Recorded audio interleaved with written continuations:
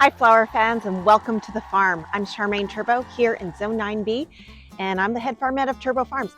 You guys have asked how we cut our dahlias, and I thought today would be a great day. We've got a glorious morning here. The sunshine is up and out. A few things. One, don't forget, clean bucket, tepid water, little hydrator to help our blooms continue to drink after we have harvested them. I like to harvest the dahlias when they are pretty much almost open, if not 3/4 open. This one is pretty much almost open. You can see the center is just about to unfurl. There's a couple ways that we can cut this one. Really, it comes down to how you want to use your blooms. If you're using them for bouquets, you are going to want longer stems. So if I was using this for a bouquet, I'd probably want to come down here and give a nice deep cut, remove any diseased leaves like so.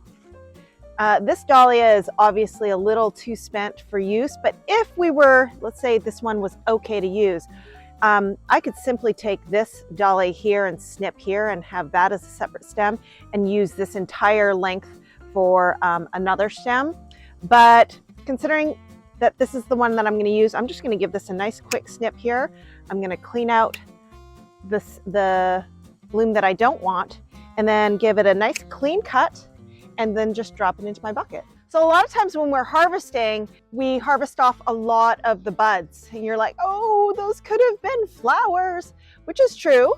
They could have been flowers. And sometimes you just have to sacrifice a little. So here we're making some centerpieces later this week, so we can use this shorter stem one for the centerpiece and the longer one for anything else like a bouquet, or if in my centerpiece I need a longer stem. So I'm just going to continue on and keep harvesting all the way across and get all my cafe au laits out. Thanks for joining us. I'm Charmaine Turbow. Click the like button, subscribe to our channel for the next segment.